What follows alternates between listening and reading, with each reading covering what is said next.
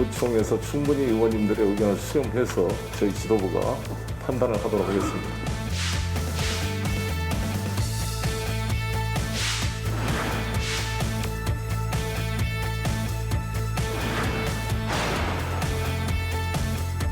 김지현 최고위원께서 확장된 어떤 그런 법약권 후보들에 대한 대응을 해야 된다라고 이제 말씀하고 계신데요. 내용이 부정확하거나 아니면은 그게 의미가 없을 것이다라는 제 판단이 있기 때문에 아직까지는 경거망동하기 어렵습니다.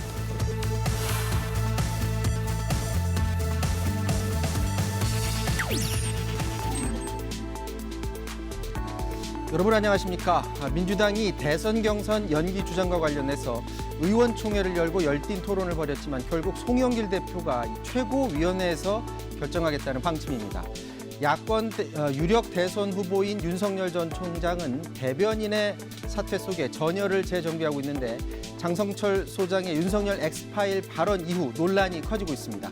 정치권은 이들 이슈들을 어떻게 바라보고 있고 이슈는 어느 방향으로 흐를지 알아보도록 하겠습니다. 사사건건 시작합니다.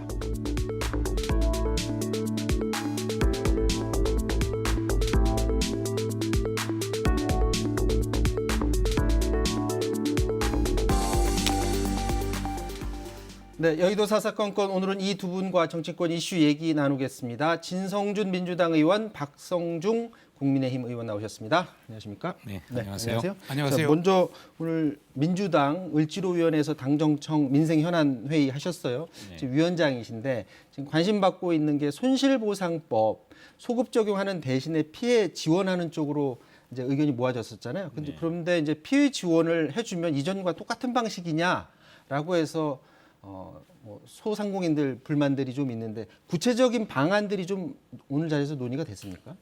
예, 뭐 아주 세부적인 사안들까지 다 논의된 것은 아닙니다만 손실보상법의 핵심 쟁점이 법 제정 이전에 발생한 과거의 피해를 어떻게 보상할 거냐 또는 지원할 거냐 하는 문제인데 네. 잘 아시는 것처럼 국회 산자위의 법안심사 소위원회에서는 보상까지는 어렵고 피해 지원을 하기로 하자. 근데 다만 그 피해 지원도 충분하게 하자라고 아예 법에 붙이게 이렇게 그 규정해 네. 넣었거든요. 이 법 정신을 다시 한번 확인하면서 이렇게 두텁게 충분하게 지원하려면 어떻게 해야 되겠는가? 기존에는 피해 업종별로 지원액을 결정하는 방식으로 일괄해서 지급했거든요. 네. 근데 그렇게 하지 말고 피해 업종 중에서도 업체별로 피해 규모가 다를 수 있기 때문에 그 매출액이라든지 또 실제 피해를 입은 손실이라든지 이런 것들을 파악해서 좀 세분화해서 지원하도록 하자. 이제 구체적인 방안으로는 저희 당의 이동주 의원 같은 경우는 매출 규모별로 구간을 설정하고 그 구간에 지원해야 될 일하를 계산하자. 그 곱하기 영업 제한 일수를 곱하면 그게 곧 저 지원 금액으로 되게끔 하자라고 하는 아주 구체적인 방안도 제시를 했는데 이런 취지를 감안해서 피해 지원을 좀 구체화하고 세분화하자라고 하는 공감대를 이루었습니다. 어쨌거나 목표는 소급 적용과 비슷한 효과를 좀 내보도록 하겠다라는 걸 지금 궁리를 하고 계신 그렇습니다. 것 같아요. 그것은 뭐 여야 간에 이견이 없는 것으로 저는 알고 있습니다. 자, 국민의힘은 손실보상제 소급 적용이 지금 당론이잖아요. 그렇습니다. 지금 민주당 입장에서는 뭐 이달 안에 처리까지도 생각하고 있는 것 같은데 네네. 지금 대응을 어떻게 하실 계획이십니까? 우선 저희들이 소상공인을 만나보면은 네. 작년 8월 달부터 이게 여러 가지 어떤 정부에서 행정명령으로 어떤 업종을 제한하거나 업종을 금지를 했지 않습니까? 네. 그래서 손해가 상당히 발생했는데 여기에 대한 것은 고려하지 않고 법이 제정되고 난 이후부터 한다는 건 말이 되질 않는다. 그런 원칙은 지금까지 계속 그대로 지켜지고 있고요. 이번에 이제 통과된 것은 그 법 조문에 소급 적용이라는 것을 다 빼고 부칙에 비해 정도에 상응하는 지원의 개념으로였습니다. 그러다 보니까 이게 상당히 무늬만 손실 소급 적용이 될 가능성이 있다 이렇게 판단을 해서 네. 저희들 같은 경우는 뭐 3개월이든 6개월이든 9개월이든 뭐 1년이든 어떤 구체적으로 넣어야 전반적인 손실 보상이 될 수 있다 이렇게 말씀드리고 싶고 그럼 앞으로 어떻게 할 거냐? 일단은 그 해당 상임위에서 법안 소위만 지금 통과했을 뿐입니다. 여기 전체 회의라든지 또 법사위라든지 또 여러 가지 어떤 본회의라든지를 통해서 우리의 어떤 여러 가지 주장을 계속 강구해 간다. 그리고 우리 당의 최승재 의원 같은 경우는 지금 국회에서 70일 동안 단식 내지 천막 농성을 하고 있거든요. 또 많은 소상공인들이 정말 죽게 폐업하는 사람도 많으세요. 네. 폐업하는 사람 또 폐업 수준에 가 있는 사람도 많기 때문에 그런 부분을 먼저 해야 된다. 그런 부분을 보상해야 된다. 이런 차원에 저희들은 뭐 일치 단계를 하고 있습니다. 어쨌건 앞으로 남아있는 절차에서 목소리를 계속 내시겠다는 네네. 입장이신 것 같고 혹시 저희 시청자분들 위해서 오늘 논의된 것 중에 이거는 꼭 시청자들이 알아야 될 건 논의된 게 있다면 혹시 소개해 줄 게 네네, 있을까요? 두 가지 이 핵심적인 사안도 논의를 했는데 하나는 건설안전특별법 제정을 서두르자라고 하는 것입니다. 네. 광주 학동에서 건물 폐기를 철거를 하다가 뜻하지 않은 불의의 사고로 많은 분들이 목숨을 잃었는데 이렇게 건설 현장에서의 안전사고가 빈발하고 있는 만큼 건설 분야의 중대재해처벌법이 필요하다. 그럼 그것이 곧 또 새로 만드는 거예요? 예, 건설안전특별법이다라고 하는 것입니다. 그렇게 해서 서두르자라고 하는데 당정청이 의견을 함께 했고요. 또 하나는 그런 일이 있었습니다. 치킨집 사장님이 소비자의 불만을 빨리 처리하라고 이 배달 앱 직원으로부터 막 성화를 받다가 네. 뇌출혈로 쓰러져서 끝내 목숨을 잃은 사건이 어제 발생했습니다. 이렇게 온라인 플랫폼에서 다양한 상거래가 이루어지고 있는데 이 상거래가 공정하지 않아서 이를테면 일선에 있는 자영업자들이 많이 시달리고 있는 이런 형국이거든요. 그래서 이거를 개선하기 위해서 온라인 플랫폼 공정화법 등 온라인 플랫폼의 거래 질서를 공정하게 하고 이용자와 소비자를 보호하기 위한 법이 필요하다. 국회에 모두 세 종류의 법안이 나와 있는데 온라인 플랫폼 공정화법, 또 하나는 온라인 플랫폼 상생협력법, 또 하나는 온라인 플랫폼 이용자 보호법. 이 세 종류가 나와 있는데 이 모두 법이 다 필요하니까 이 법안도 서두르자. 근데 다만 각각의 법이 있다 보니까 서로 중첩되는 부분이 있어요. 이 중첩되는 부분을 빨리 당이 주도해서 조율해가지고 추진하자는데 의견을 모았습니다. 건설 안전 관련해서는 저희들이 오늘 아침에 서울시장실에서 오늘 최고위원회가 열렸습니다. 네. 강주의 건설 현장의 그 안전사고 이 관련해서 전반적으로 안전감독관을 지금 계속 상주하기가 굉장히 어렵지 않습니까? 그런 어떤 상주를 하되 지금 그걸 위반했을 때는 1년 이하의 징역, 1억 원 이하의 벌금 이러다 보니까 이게 사실상 적용하기가 굉장히 어려웠어요. 그걸 1년 이하의 징역, 1천만 원 이하의 벌금으로 아주 낮춰서 수시로 가서 감독할 수 있도록 그런 제도 개선도 저희들이 검토를 하고 있다는 말씀 드리겠습니다. 자, 얘기 정도에서 마무리를 짓고요. 오늘 국회에서는 사흘 동안 이제 대정부 질문이 시작이 됐습니다. 2시부터 정치, 외교, 통일, 안보 분야 대정부 질문을 시작으로 됐는데 먼저 비교섭단체 대표 연설이 있었거든요. 잠깐 영상 보고 와서 말씀 나누도록 하겠습니다. 기회는 평등하고 과정은 공정하고 결과는 정의로울 것이라던 약속 중에 단 한 가지라도 이루어진 것이 있습니까? 뭔가 다를 것이라 기대했던 국민의 바람은 산산조각 났습니다. 적폐를 청산하기는커녕 본인들이 그 자리를 꿰차고 앉았습니다. 승자 독식을 끝내기는커녕 권력을 독식하기 바빴습니다. 팬덤 정치와 선을 긋기는커녕 자기들의 팬덤 정치에 편승했습니다. 야당 시절에는 그토록 비난했던 여당의 행태를 그대로 반복한 것입니다. 어느 당이 어느 당인지 구분하기 어려울 정도로 닮았습니다. 기득권 챙기기는 무섭게 빠르고 민생 챙기기는 한없이 느린 정치. 대한민국 국회는 기득권 양당의 내로남불 전쟁터가 돼버렸습니다. 자, 정의당 배진교 원내대표 기득권 양당이라고 표현했지만 사실상 민주당을 더 강하게 질타하는 것으로 보여집니다. 뭐 여러 가지 기득권에 대한 문제점을 지적을 했는데 그 중에 하나가 이 부동산 정책 관련해서 기득권층과 전혀 다를 바 없다. 기득권층을 대변해주고 있다고 하면서 종부세 문제를 지적을 했습니다. 종부세를 완화해주는 게 과연 국민들의 뜻인가? 상위 2%만을 위한 법이 과연 그게 기득권을 대변하는 게 아니고 무엇인가라는 그런 질의를 했는데 이번 그 재보선 이후에 종부세 부분이 민심이라고 민주당에서 지금 읽고 있는 겁니까? 어떻습니까? 예, 저는 개인적으로는 그런 진단에 반대하고 네. 이번 당내에 부동산 특위가 마련한 종부세나 양도소득세 완화안에 대해서 반대 토론도 치열하게 했습니다만 네. 그런 진지한 논의 결과 당 소속 의원 모두가 다수가 어쨌든 집값이 많이 올랐고 또 그 집값이 많이 오른 것 때문에 세부담도 조금 늘어난 측면이 있기 때문에 이 세부담은 좀 완화해 주는 게 좋겠다라고 하는 판단들을 해서 부동산 특위가 마련한 종합부동산세 2% 과세 또 양도소득세의 면세 기준을 시가 9억 원에서 12억 원으로 높이는 조치에 대해서 수용하기로 했습니다. 말씀하신 것처럼 저는 이번 4.7 보궐선거에서 나타난 민심은 정부가 집값을 잡겠다고 여러 정책들을 썼지만 결국 집값 잡기에 실패해서 주거부담이 너무 많이 늘어나지 않았느냐라고 하는 데 있었고 따라서 본질적인 처방은 집값을 잡는 데 있다고 생각합니다만 또 그렇게 오른 집값 때문에 세부담이 과했다고 한다면 이 세부담도 완화시켜 드리는 게 정치인의 도리다 이런 판단으로 그런 결정을 하게 된 것입니다. 박성준 의원님 보시기에는 지금 종부세 완화 부분이 괜찮은 방향이라고는 보십니까? 어떻게 보세요? 잘못된 것이죠, 결론적으로. 우선 배진교 의원님의 지적에 대해서는 뼈저리게 아픔을 많이 느낍니다.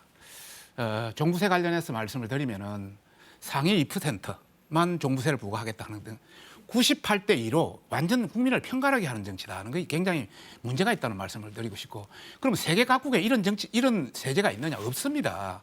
이런 말씀을 드리고 싶습니다. 그리고 그 상위 2% 경계선에 왔다 갔다 하는 사람들 거기에 안 들어가려고 여러 가지 행정적 낭비가 엄청 심하다. 행정을 해본 사람은 그걸 알게 돼 있습니다. 그 자체가 굉장히 어렵다는 말씀을 드리고 싶고, 지난번 총선 때 우리 민주당에서는 종부세를 경감하겠다고 약속 다 했습니다.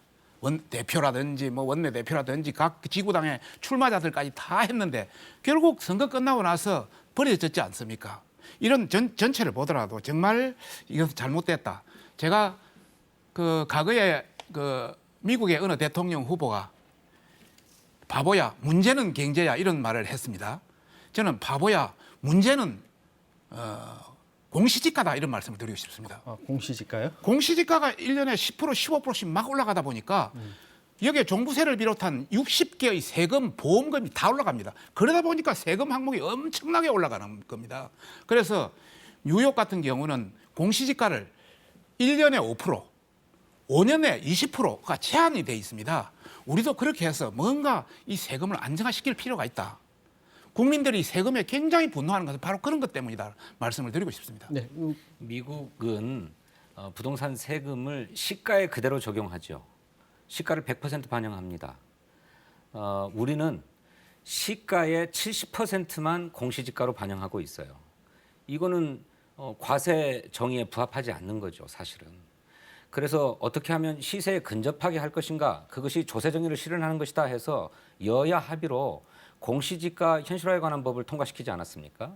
그에 입각해서 공시지가 현실화 로드맵도 수립을 했는데 작년에 비해서 올해 공시지가가 높다고 하는 것은 그 공시지가 현실화의 로드맵 때문이 아니고 그냥 집값이 많이 높아진 겁니다. 물론 그거 뼈아픈 일입니다. 저희들이 집값을 잡아야 될 책임이 있고 그래서 서민 주거를 안정시켜야 될 책임이 있는데 집값을 잡지 못한 책임들이 있어서 본질은 집값을 잡는 데 있다고 저는 생각합니다. 공시지가가 문제가 아니고.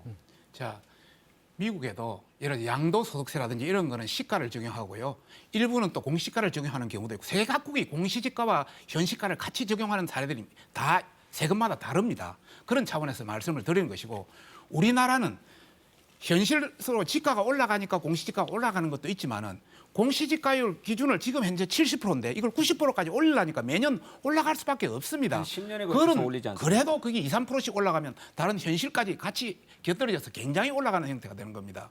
그런 차원에서 정말 국민들이 용인할 수 있는 수준으로 세금을 조정해야 된다. 그게 가장 기본적인 것은 공시지가다 이런 말씀을 드리고 싶습니다. 의원님 아십니까? 지난해에서 올해 공시지가 현실화율은 1.2% 올랐습니다. 그런데 막상 공시지가가 오른 것을 보니까 20% 가까이 올랐다는 거잖아요. 올랐죠. 그건 공시지가 현실화 로드맵 때문이 아니고 그건 1.2% 올렸는데 실제로 시세가 많이 올랐기 때문에 공시지가도 오른 것이지 않습니까? 그러니 본질은 집값이지 그 집값을 반영하는 공시지가가 아니라는 말씀입니다. 참고로 이야기하면 여기서 마무리를 짓겠습니다. 제가 그쪽 거니까 예를 들어서 아파트 공시지가는 지금 현재 현실의 70%입니다. 네. 이걸 90% 올리는 건 별로 단계가 안 되니까 1.몇% 됩니다. 그런데 단독주택은 55%입니다. 이걸 90% 올라면 왕창 올려야 됩니다. 전체로 하면은 전혀 유형별로 다 다르다 이런 말씀을 드리고 싶고요. 또 올려야죠. 예. 자, 과도한 두 분은 투표를 뭐 갖고 있는 워낙에 부동산 쪽에 관심이 많으시니까 나중에 부동산 네. 이슈 있을 때 다시 한번 이 부분은 논의를 해보도록 하고요. 자, 다음 이슈 넘어가도록 하겠습니다. 민주당 그 경선 연기를 두고 지금 공방이 가열되고 있습니다. 오늘 의총이 있었는데요. 먼저 의총에서 나눴던 얘기 잠깐 듣고서 말씀을 나눠보도록 하겠습니다.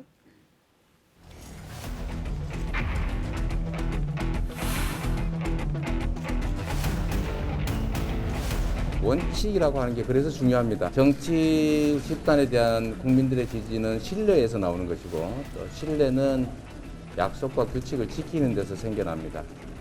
그래서 우리 노무현 대통령께서도 원칙 없는 승리보다 차라리 원칙 있는 패배를 선택하는 게 결국은 이기는 길이다 이렇게 말씀하시기로 했던 겁니다. 가장 좋은 것은 이재명 지사가 통큰 양보를 하는 거죠. 문재인 후보 때도 노무현 후보 때도 앞서 나가는 사람이 또는 분리할 때 양보를 하면 국민들의 더 큰 지지를 보내주더라고요.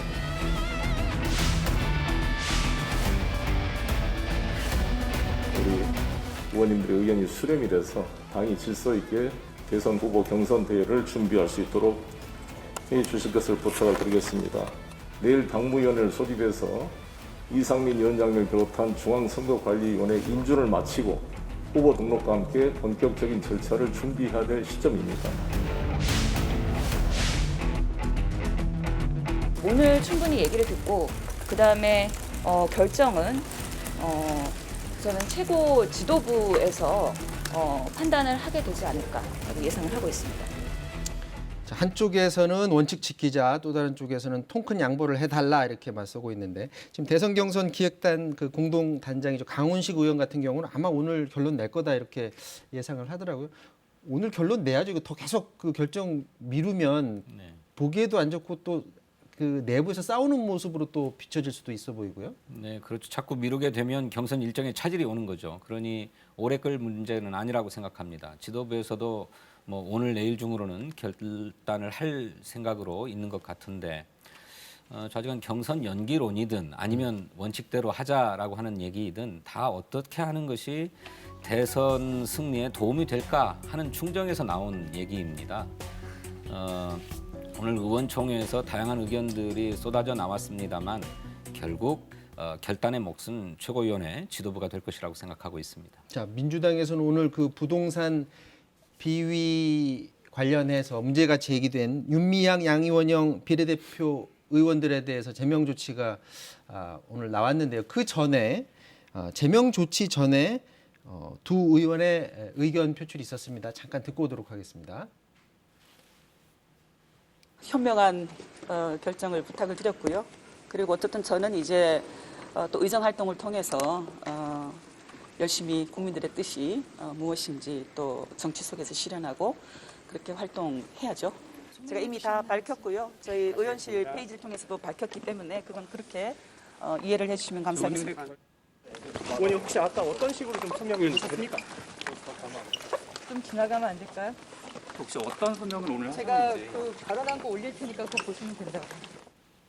자, 지금 표결 없이 제명 처리를 했는데 자, 두 의원 모두 SNS에 입장을 밝혔습니다. 그 입장 중에서 보면 양이원영 의원의 경우에는 전근대적 태도다라고 말을 하면서 지도부를 좀 질타하는 듯한 표현을 했는데 어떻게 보십니까? 이제 당 입장에서는 좀 조용히 나갔으면 하는 바람도 좀 있을 것 같고요. 나머지 의원들은 또 어떻게 결정이 될지 의사 결정을 할지도 좀 궁금합니다. 예, 뭐 당 대표를 비롯해서 여러분이 뭐 여러 차례 말씀한 바 있습니다만 부동산 투기 의혹과 관련해서 우리 당 의원들은 국민권익위원회에 전수조사를 자원했고 그 결과로 약간의 문제가 있다고 생각되는 의원들 모두를 다 탈당을 권고하는 조치를 취했습니다.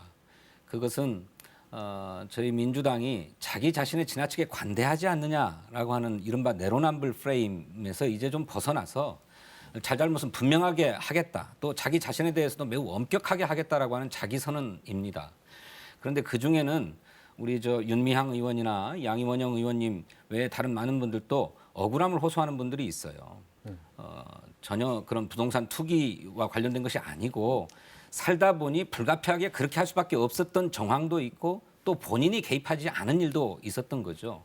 근데 그에 대해서 옥석을 일일이 가리지 않고 일단 그는 수사기관에서 분명하게 밝혀지리라고 보고 일단 당에서 거취를 정리해달라고 하는 권고인데 참 아픕니다. 또 동료 의원으로서 얼굴 보기도 민망한 점도 있습니다. 하지만 이것이 민주당이 다 자기 쇄신을 위한 노력이다. 또 국민의 신임을 다시 얻기 위한 노력이다라고 이해해 주시기를 바라고 당의 그런 결정을 설령 흔쾌하지 않고 마음에 들지 않지만 받아들여 주시기를 이렇게 호소하고 있는 그런 상황입니다.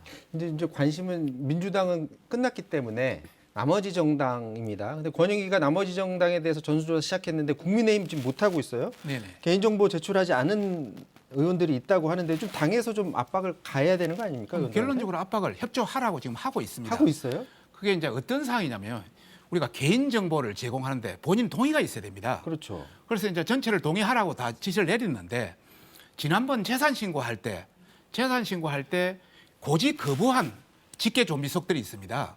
거기에 대한 건 법령상으로 우리가 뭐 강제적으로 할 수는 없습니다.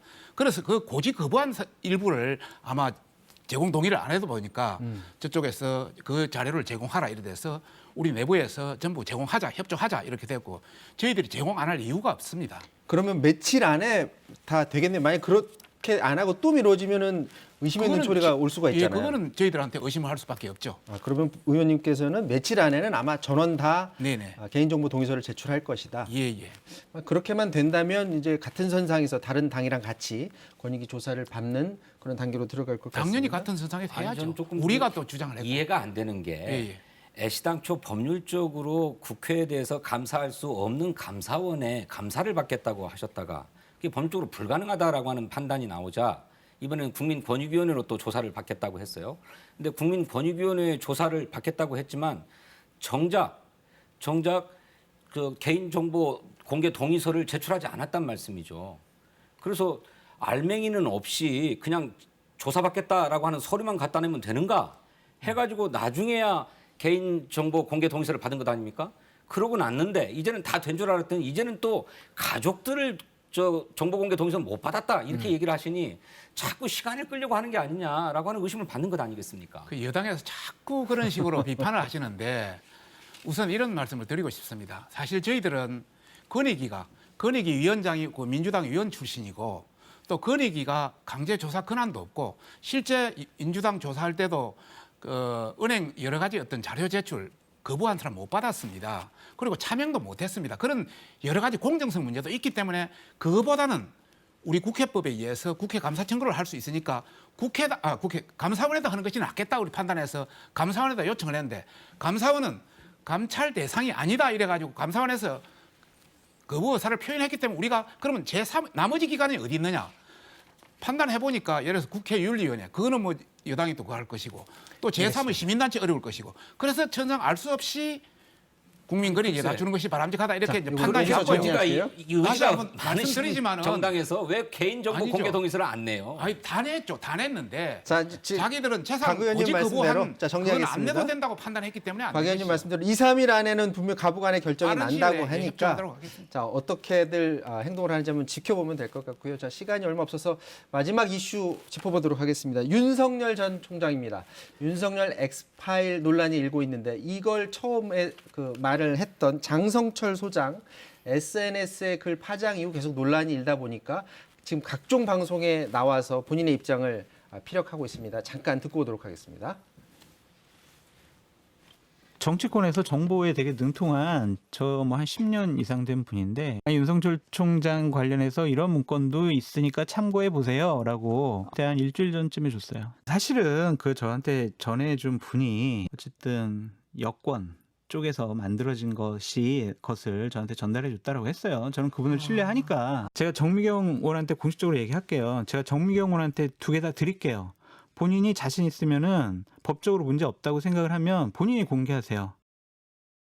저희는 당내에 아직까지 대선 준비위라든지 이런 조직이 구성되지 않았기 때문에 정확히 어떤 조직에서 그런 것을 수령할 수 있는지도 저는 명확하지 않다 이렇게 봅니다. 우리 당원에 관한 것이라면은 윤리위나 당무감사위원회 등에 이첩할 수 있겠으나 그걸 수령한다 하더라도 살펴볼 조직이 딱히 존재하지 않습니다. 자, 윤석열 엑스파일인데 이준석 대표에게 기자들이 지금 질문을 했나 봅니다. 자, 이게 이슈가 크게 두 가지가 있는 것 같습니다. 하나는 장 소장이 입수한 파일을 보면 윤석열 전 총장이 그 거론된 의혹들이 너무 많아서 이 중에 몇 가지는 현재의 그 팀으로는 제대로 대응하기가 힘들어 보인다. 나중에 이렇게 제대로 힘들기 때문에 당선에도 큰 타격을 줄 수 있다는 듯한 그런 뉘앙스의 말을 한 게 하나가 있고, 또 하나는 과연 이 파일을 누가 작성했느냐, 누가 작성했고 구체적으로 무슨 내용을 했길래 저런 말을 하느냐, 이렇게 크게 두 개 이슈가 있는 것 같은데, 먼저 어떤 내용이었길래 윤석열 전 총장의 지금 팀이 제대로 대응하기 어려울 거다라는 말이 나왔을까? 실제로 뭐 지금 뭐 시중에 떠도는 뭐 지라시라든지 이런 뭐 파일들이 좀 있다고 하잖아요. 공격이 제대로 들어오면 대응하지 못할 만한 이슈들이 뭐 지금 뭐 검찰발이라든지 그런 데도 조금 있다고 보십니까? 어떻게 보세요? 글쎄, 저는 그 뭐 엑스파일이라고 하는 장성철 소장이 가지고 있다고 하는 그 문건을 보지 못해서 어떤 내용이 어떻게 기술되어 있는지 잘 모르겠습니다. 근데 다만 그냥 추정컨대 윤석열 전 총장의 일가와 관련된 법적 쟁송이 지금 이루어지고 있지 않습니까? 그 장모는 재판을 받고 있고 그 부인은 수사를 받고 있는 것으로 알고 있는데, 뭐 이런 사실들이 정리되어 있는 자료가 아니겠나 이렇게 추정을 합니다. 그렇다면 그런 의혹은 뭐 언론에서 제기된 바도 있고 그런 국민적 의혹이 있을 수 있기 때문에 그것은 윤석열 전 총장이 소상하게 소명하고 해명해야 될 일이라고 생각합니다. 근데 저 장 소장 말은 법적인 부분보다는 보니까 윤리적인 문제에 관련해서 문제들이 지적이 돼 있는데 그거 대응하는 게 아마 굉장히 힘들 수 있다는 듯이 얘기를 하더라고요. 어떻게 보세요? 저도 청와대 2번이나 근무를 했습니다. 그리고 선거 때가 되면, 특히 대선 때가 되면 이런 파일들이 많이 나옵니다. 과거에 이명박 관련 파일, 박근혜 대통령 전 관련 파일 이런 거 나왔지만 나중에 뭐 특별히 밝혀진 거 없지 않습니까? 또 실제 근무하다 보면 이 파일들이 일부 뭐 권력기관에서 또 작성하는 경우도 있고 또 정권가에서 작성하는 경우도 있고 또 기타 뭐 기관에서 다양하게 이게 작성됩니다. 그런 어떤 여러 가지 떠도는 게 종합 정리된 하나의 거이지 않나 이런 판단을 저는 하고 있고요. 네. 뭐 아까 이제 공개 어느 기관에서 작성했느냐 뭐 이야기를 하시는데 그 부분은 여러 기관에서 다 작성할 수 있다. 가능성은 얼마든지 있다.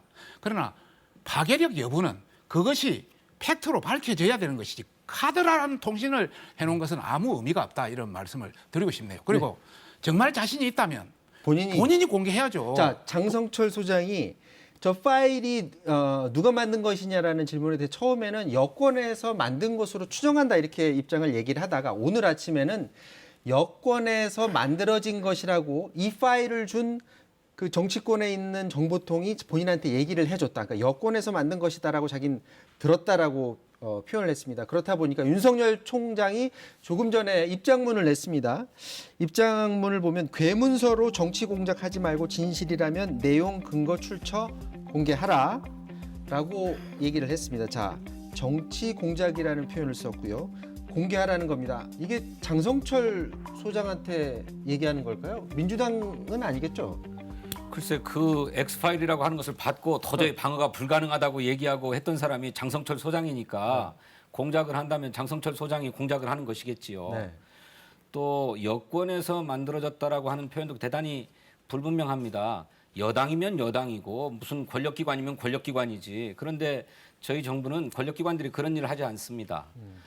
그래서 그것은 그냥 두루뭉술하게 이쪽에 책임을 지우는 듯한 이런 말씀인데, 뭐 윤석열 총장이 본인에게 제기되는 의혹들에 대해서 해명해야 되지만 말씀처럼 장성철 소장이 이런 문건을 내가 갖고 있다, 이걸 봤다라고 공개하면 될 일이라고 생각합니다. 그런데 그걸 공개하면 무슨 명예훼손이나 무슨 이런 걸로 처벌될까 봐서 두려워한다면서요. 그러면 애시당초 그런 얘기를 언급하지 말았어야죠. 자, 장성철 소장은 정미경 의원이 공개하라고 이렇게 공격을 했더니 네네. 나는 이 법적 문제 때문에 사실은 두렵다. 그럼 내가 이 파일을 정미경 의원한테 드릴 테니까 정미경 최고위원한테 줄 테니까 그쪽에서 좀 공개해달라라고 지금 얘기를 해요. 정미경 의원도 법적 문제는 똑같이 지는 거죠. 자, 국민의힘 입장에서 그러면 지금 저 윤석열 전 총장도 공개하라고 지금 요구하고 있는데 그거를 국민의힘 측에서 공개하든지 아니면 공개하는 이후에 어떤 법적으로 문제되지 않도록 어떤 지원을 한다든지 그런 식을 통해서라도 공개하는 게 바람직하진 않을까요? 어떻게 보세요? 저는 방법이 지금 이 윤석열 X파일을 입으로 거론하신 분들이 옛날 신지호 전 의원이라고 그분이 거론했고요.